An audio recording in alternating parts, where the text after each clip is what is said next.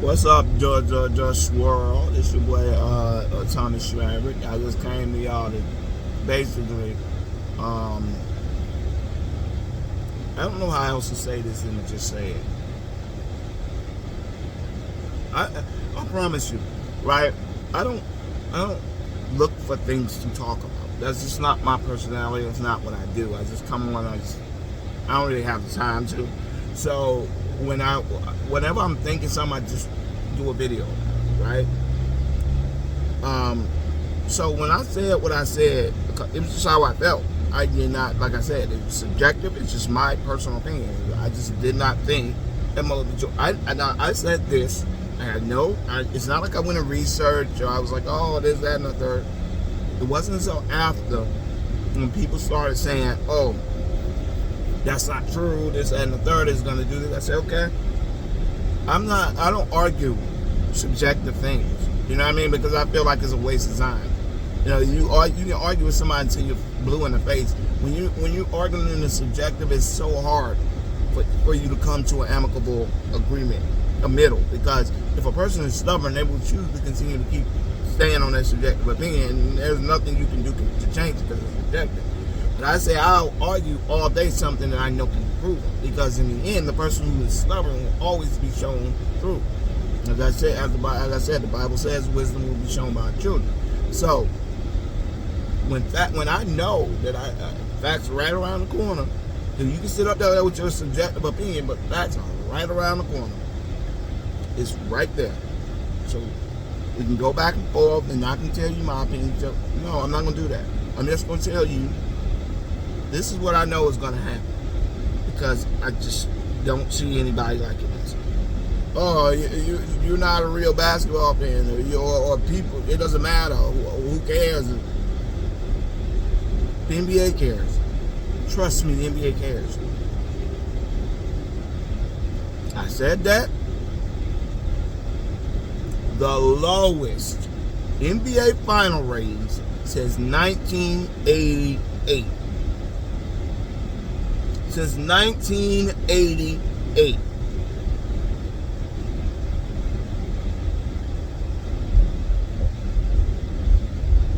Say what you want. And I was right.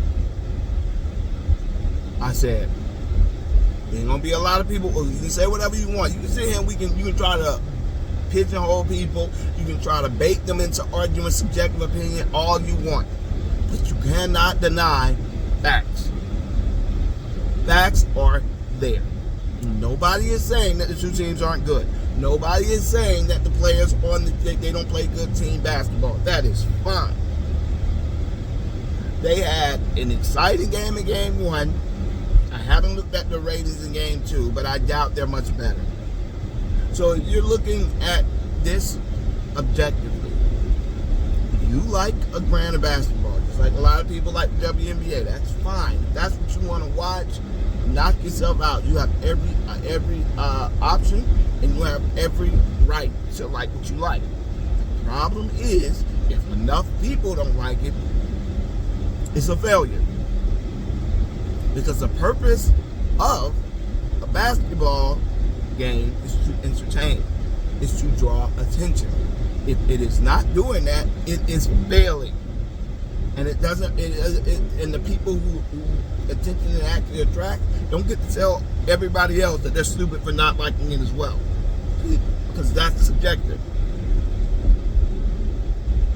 And I said they better hope that the Pacers,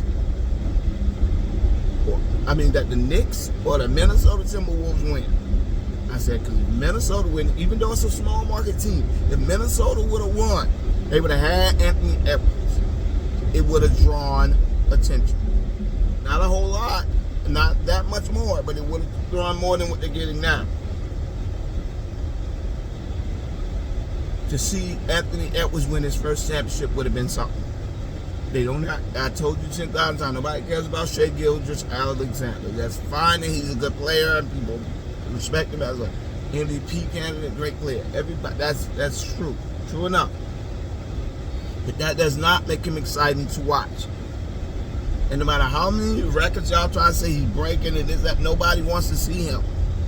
Nobody wants to see a guy shooting pull-up mid-range shots and layups. That's just not what people want to see. Like I said, they want to see that, they go watch the WNBA.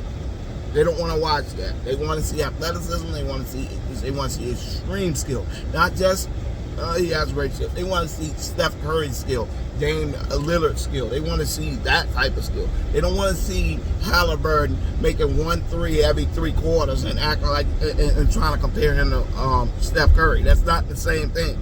He's not doing what Steph Curry does. He's a great ball man. He's a great point guard. He's not doing what Chris Paul does. His assists are primarily a result of the fast pace, quick transition, fast, blah, blah, blah, shoot. They're not actual. He's not actually running a half-court offense where he's like a Chris Paul, like a Luka, like a LeBron. He's not John Stockton and Chris Paul. I don't understand Chris Paul, but you know what I'm saying. You know, like the old, Isaiah Thomas, those old school point guards. He's not doing that. He's not running it like Ja. He's not running it like that. He's running it. It's more of a team thing. And he's a great point guard. I'm not trying to take anything away from Halliburton. Great point guard, great shooter. He is not showcasing enough to make people think he's a superstar. And they're more enamored by the team than they are him specifically. Those the few of them that are enamored.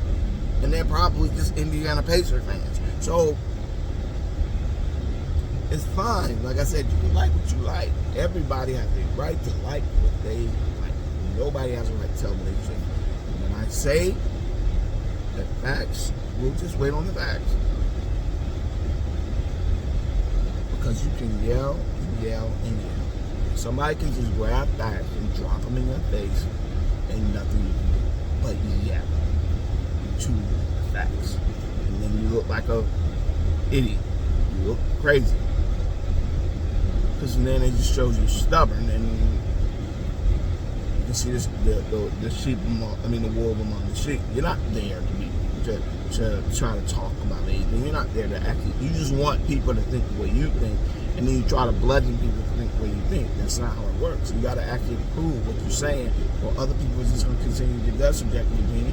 You're going to give your subjective opinion, and there's never going to be an agreement on anything.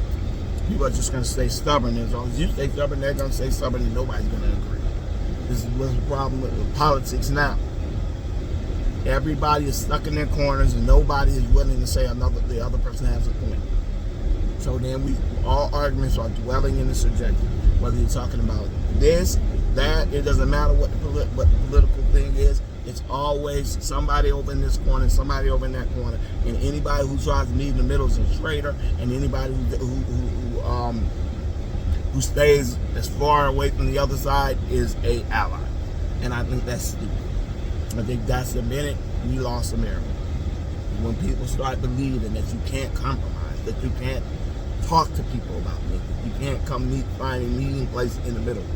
I think that was the biggest problem, and I think that still is the biggest problem. And I think the problem that which bars people from being able to truly see the matrix, what's in front of us, is that ability, that stubbornness we have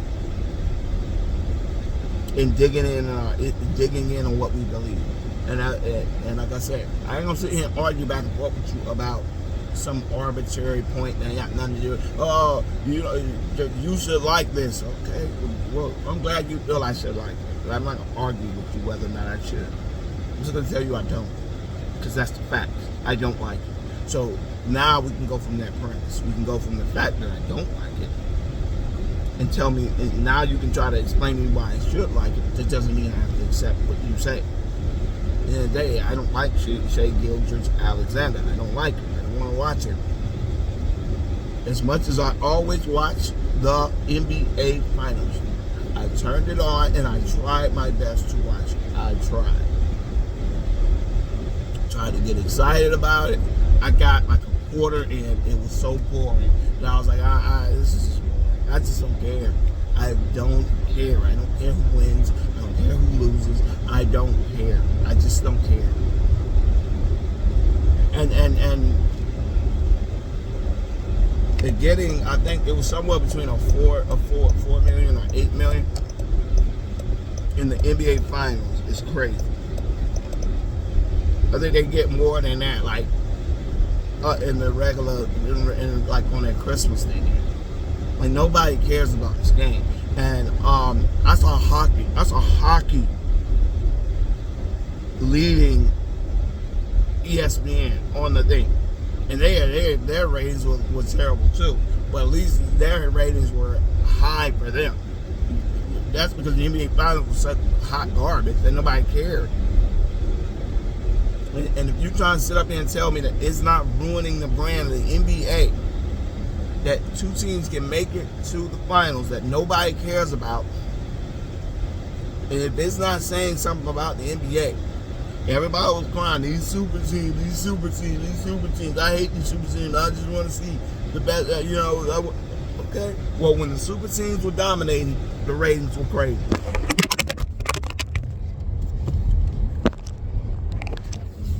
No problem with the ratings when the super teams get out, right? It didn't get crazy. Nothing happened until the super teams started losing. Once the super teams start losing, all of a sudden, now we got problems. Now the ratings are dropping. Now they're having problems getting casual fans. Why? Because there's nobody to look at and say, this is the best. This is the best player. This is the best team. So let's see if the best player can beat the best team.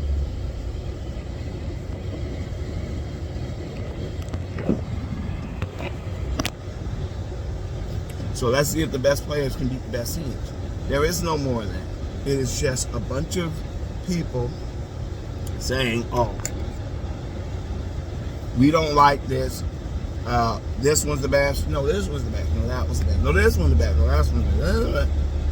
Okay, but that's subjective. And not everybody's going to agree. They start pushing these European players. Oh, you should like this. No, I don't like him.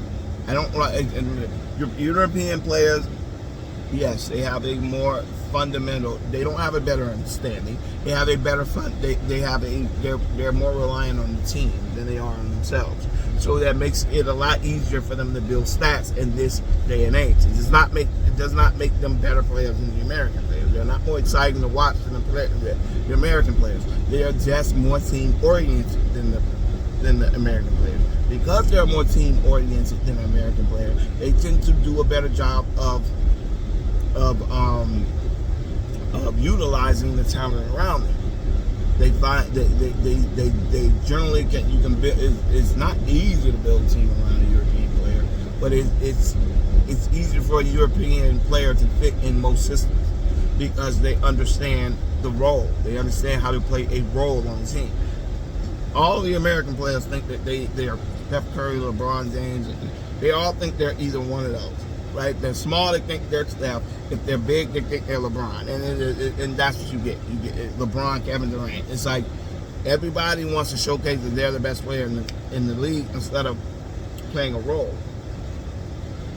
And that's the problem you have with European players. I don't think ego is as high. They're willing to just be a Jamal Murray. They're willing, you know what I mean? They're willing to be a Sagoon. They're willing to be, you know what I mean? They don't have to be Jokic. They're good just being a good role player on the team. As long as they can carve out a niche and make money doing a sport, playing a sport, they're fine. These American-born players, from the time that they picked up a basketball, everybody's been kissing their ass and telling them they're the next Michael Jordan, they're the next this, they're the next that. They're not content just being a great role player on a team. They want to be an all-star. They want to be a person all over, because that's what's been promised to them. And the problem when you do that is that's great that you think you should get that, but that doesn't mean your coach is going to agree. And so I'm saying that that's the difference. It's not a talent thing. That's the difference between the American and the European players. Giannis is not more skilled than Anthony Davis. He's not more skilled than Bam Adebayo. He is not more skilled than Chet Holmgren. He is not more skilled than the American players. He is just more willing to give up the ball. He's more willing to play within a system. He's willing to say, okay, well, I have weaknesses, and I'll use people around me. Sorry. I use the people around me to alleviate those issues I have, and then I'll win because I'm alleviating those risks. I don't think there's anything wrong with that, but don't start thinking that's the same thing as they're better than the NBA players. They're not. The NBA players are still better players. Jason Tatum is still a better player than Luka. When you're talking about individual player, meaning he is more of he's a harder mark, and he marks you better than Luka does. Luka is just better at utilizing the talent around him. Jokic is not a better player than, I said, Anthony Davis, and the guys I named. He is not a better player than those players. He is just better at utilizing the talent around him. So, in a sense, that makes him a better team player, but it doesn't make him a better player individually. That's all I'm saying. So, if you're going to have the discussion, you're going to believe that these players are these great players, that's fine. You can believe what you want to believe. But just because you believe it doesn't mean other people are going to believe it too. And that's the problem we run into. They try to push this Europeans are better now. No, they're not. And most people are not going to sit up. So now what are you doing? You're trying to market all these European players who are not exciting to watch. They're not fun to watch. So if somebody's saying, who's the best player in the league, that is the person that's supposed to be the face of the league. And if you're going to be putting out Jokic as the best player in the league, I'm sorry, when people go look up his highlights, they're not going to be like, wow, I want to be like him. I mean, hell, Luka, to an extent, is kind of like that. But Luka is at least exciting, you know what I mean, in ways. He's kind of like throwback to Magic Bird style of play with a little more flair. So I can see why you would put Luka up, but Luka has never really been seen as the best player in the league. You know what I mean? And like I said, now when people are saying the best player in the league is Shai Gilgeous-Alexander, you think kids are looking at his highlights saying, wow, I want to be like that guy. I don't know. It is what it is. If you're the best player, you deserve to be called the best player. That's fine. But at the end of the day, that don't mean people are going to want to watch it. And that don't mean it's a good thing for the NBA. So anyways, please comment, subscribe. Let me know what y'all think about this whole situation. Please, if you're not subscribed, take time to subscribe. All right, y'all. Peace.